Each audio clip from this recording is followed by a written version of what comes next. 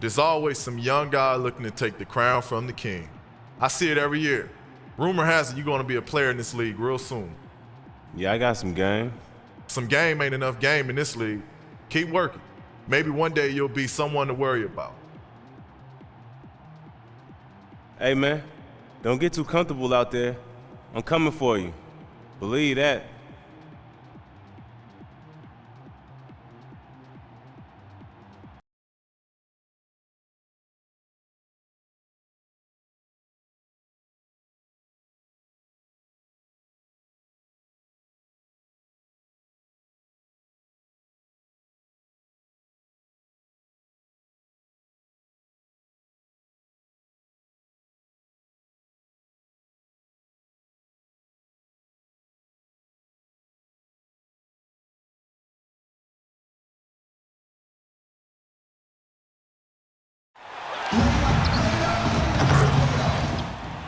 I can't believe it. He's still in the league? I thought for sure you'd be washed up by now, bro. Oh, nah, you already know it. I'm here thriving and surviving. You wish I wasn't in the league, because you know I'm about to take you to school tonight. Please. I know you ain't that delusional.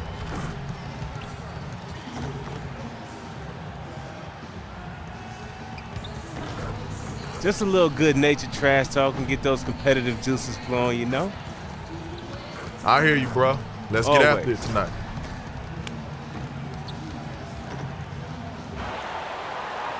It's the home of the Wizards here in Washington, D.C. as 2K Sports brings you today's action live from the Verizon Center.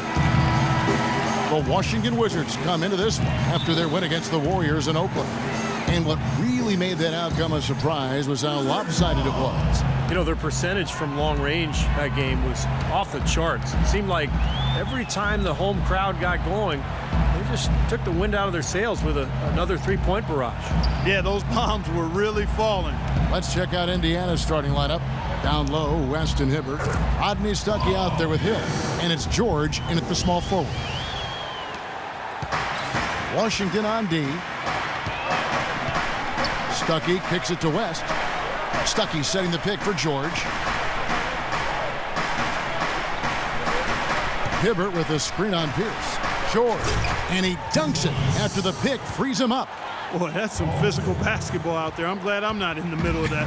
A hard pick and an assault on the bucket. Old school stuff there. Yeah, there was a lot to like on that play. Here's G. And good. Got the friendly bounce off the right side of the rim.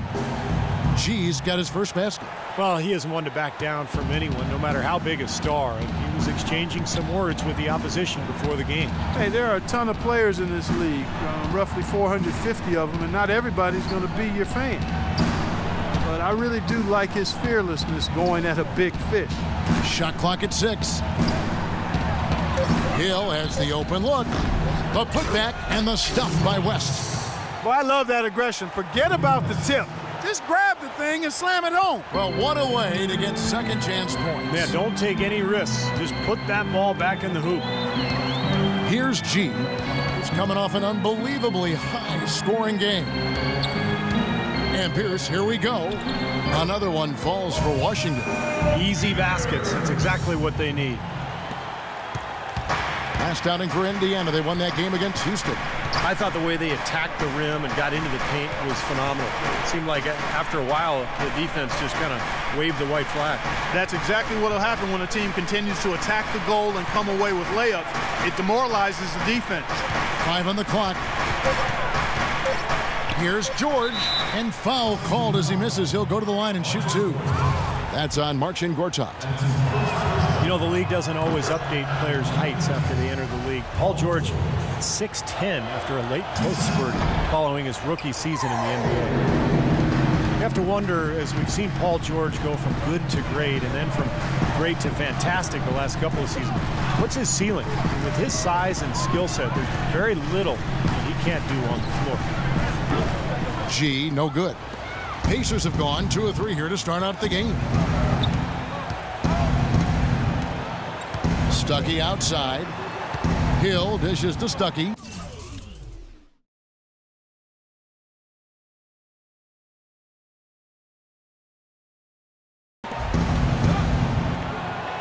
West with the ball. Now Pierce defending. That puts them in the lead. Stuckey's got his first 2 points of the night. Well, Clark, for Paul George, it's incredible to think that he was taken as late as he was in the draft. But as you said earlier, his ceiling is through the roof, and he's right up there with LeBron and KD as the best threes in the game. Yeah, I agree with you there, man. Really nice to watch his development because he's made progress each year. It'll take an incredible amount of hard work for him to surpass either of those two in the grand scheme of things, but I wouldn't doubt anything when it comes to Paul George's ceiling. It's just going to be a matter of his commitment to the work and staying focused on realizing his tremendous God-given ability. Kicks it to Gortat. Pass to G. Shoots from 12, and he buries that one, drilling the rim on the way down. Here's Hill. His last outing, he had 18 points.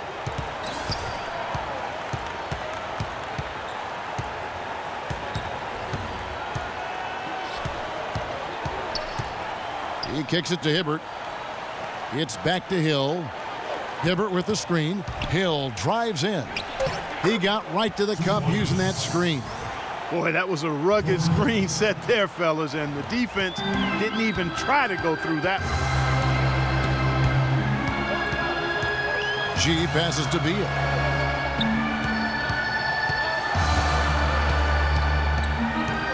It's Pierce on the wing.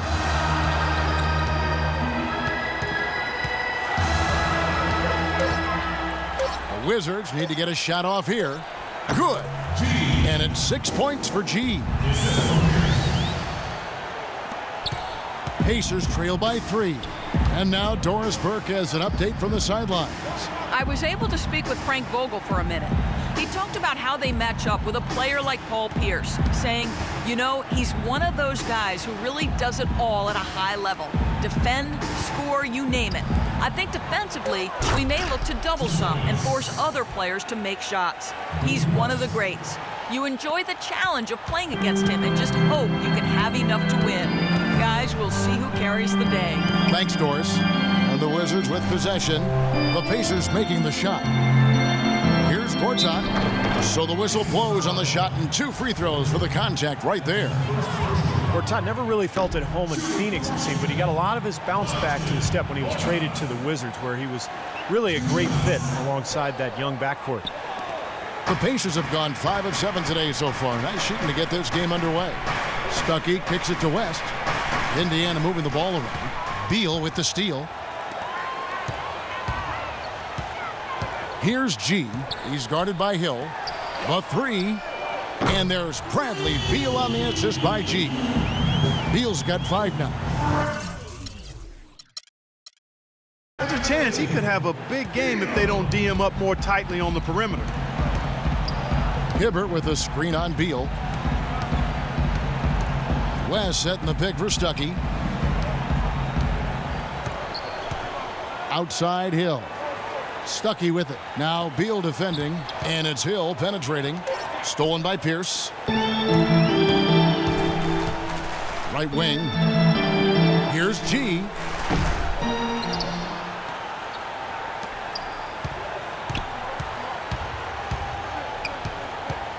Now the pass to Pierce. There's the pick. It's Beal on the wing. He dishes it to G. Shot clock at 5. Drills the elbow jumper. G's got 8. Yeah, guys, it's his consistent shooting that's really helped get his team into a position they're in right now. And let's now look at the shooting guard position for a moment to see which of them has the hottest hands since the All-Star break. Bradley Beal, number 1. He's not a wasteful player. Not much we've learned. He makes the most of the good looks he gets, and if it's not there, he's not going to force a bad shot.